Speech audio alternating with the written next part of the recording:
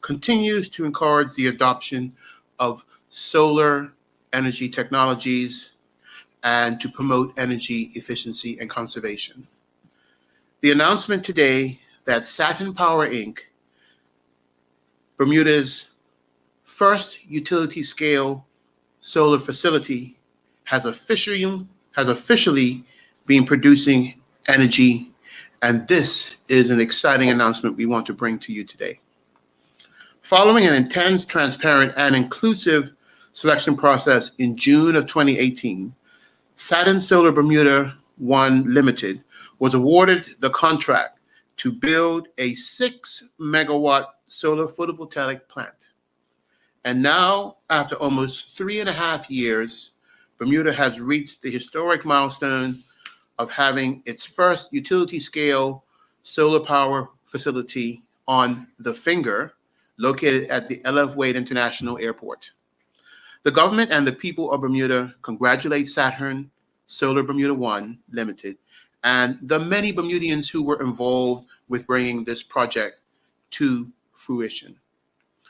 I must also commend Liberty Group, obviously we know as Belco, for its role in facilitating the adoption of additional renewable energy as part of Bermuda's electricity generation. Recently, Liberty publicly reiterated its commitment to renewable energy and sustainability. I am sure we all can agree that this is good news. We are one step further to achieving Bermuda's goal of having a clean, safe, renewable energy future. At maximum solar production, the facility will provide up to 13% of the island's energy needs to meet peak demand, and is a testament to the work by the government dating back to 2008 to advance the country's transition towards greater use of renewable energy in our generation. Bermuda's sustainability and renewable energy strategy continues to make us a regional leader in this space. In cooperation with the Regulatory Authority of Bermuda, this government will continue laying the groundwork for additional investment in Bermuda to facilitate innovation and renewable energy technology development, testing, and those who want the opportunity to test their innovative, exciting renewable energy projects in Bermuda. To that end, and in line with Bermuda's economic recovery plan, the Energy Regulatory Sandbox being created will encourage new renewable energy technology developers to test their products on the island, giving Bermuda access to new technology. We are also working to partner with local and international companies to set up a green energy fund to provide capital to deploy solar installations throughout the island. The purpose here is to expand access for those residents who can least afford the upfront investment in renewables. New regulations will also address the fuel surcharge cost for electricity and better regulate the storage and distribution of fuel. Ultimately, everyone, these initiatives will reduce the costs of electricity for Bermuda's residents and businesses. Thank you very much, and I look forward to any questions.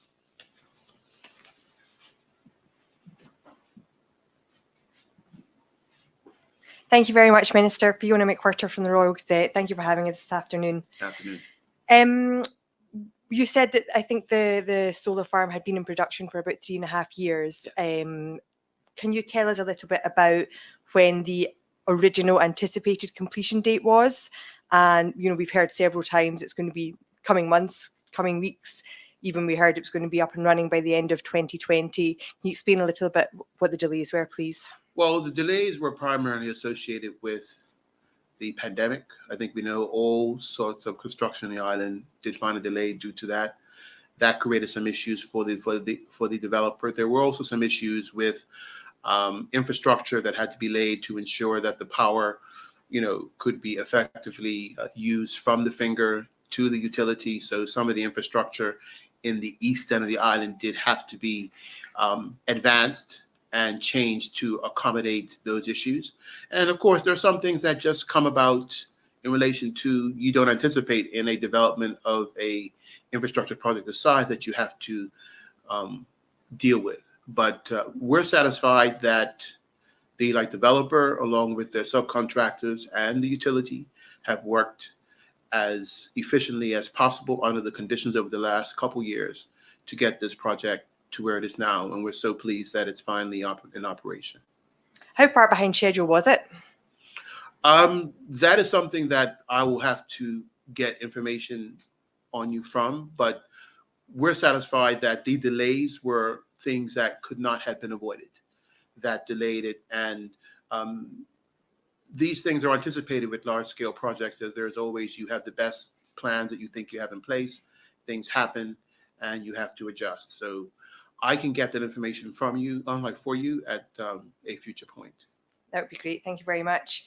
And with regards to some of the delays, we had heard suggestions that parts that were bought for the project were either themselves unsuitable for the climate or that they were stored inappropriately and had to be replaced. Can you speak to that, please? Well, I can't really speak to that. The government was not responsible for the building of the project. As you would know from past reports, this was a design, finance, build, maintain, operation for the contractor. So Saturn Bermuda 1 can answer those specific technical details for you on those specifics if those were the case. So they were the ones who designed, they're the ones who organized its installation, they're the ones who organized the subcontractors who supported, which were Bermudians, and they're the ones who will continue to manage with a Bermudian company over the next period of years to ensure that it operates properly in conjunction with their arrangements with the utility. So as the minister then, is that something that you'd ever heard about? Did you ever ask about anything like that? I did receive reports, but the technical specifics, because I would have wanted to know, how the project was progressing, but those in-depth details would have been matters that would have been dealt with specifically by the contractor who was responsible ultimately for the full installation of the actual utility of the utility scale solar array. And when you say you received reports then, where did those reports come from?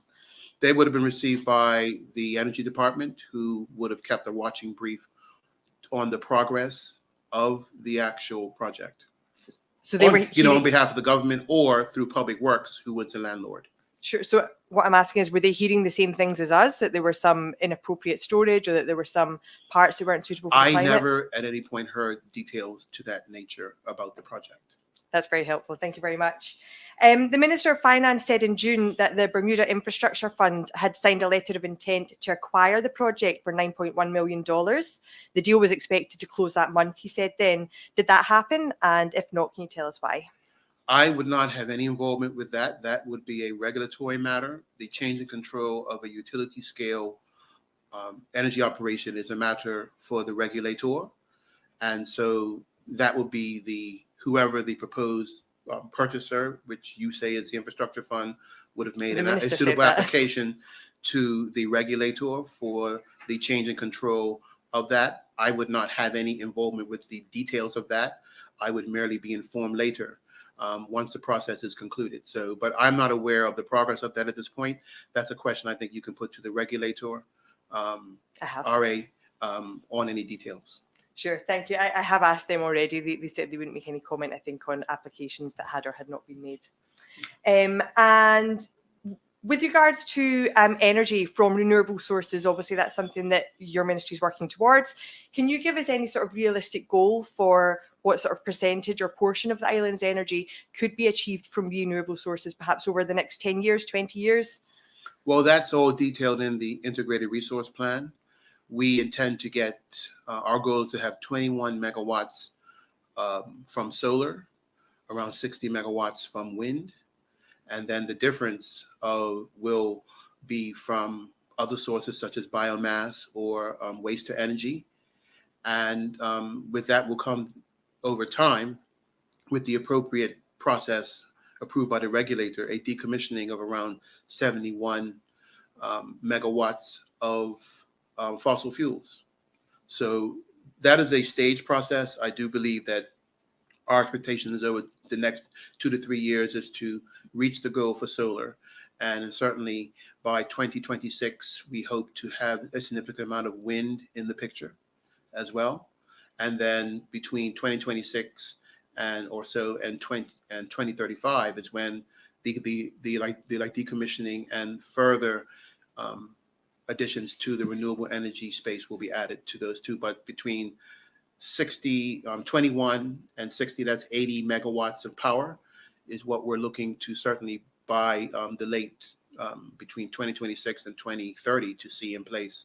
And that will be from our hopes from solar and wind. Thank you very much. And then a slightly different topic, just with regards to, you may be aware of some complaints from residents in the Ferry Reach area that we've been notified over the past week or so. We understand that the ministry was contacted about these concerns as a smell that perhaps is coming from the fuel being brought to the port there, and that some conversations have taken place between the ministry and Sol Petroleum.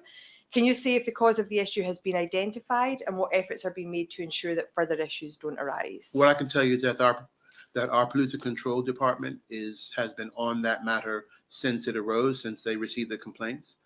They certainly have been discussing the matter also with area residents, and it's currently under investigation. And as soon as we have additional information to report on that, we will bring it to the public's eye.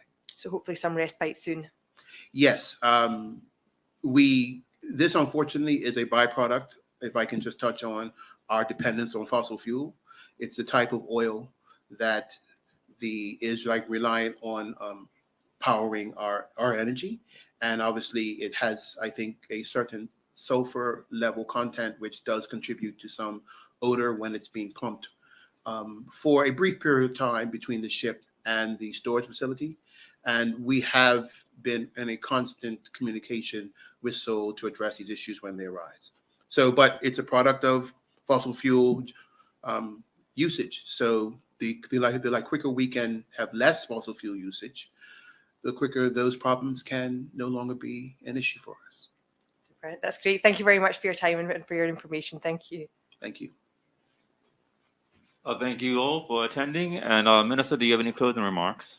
No, not really. Many remarks. We will continue to bring updates to the public on Bermuda's progress in the space of renewable energy, because this is important for our future.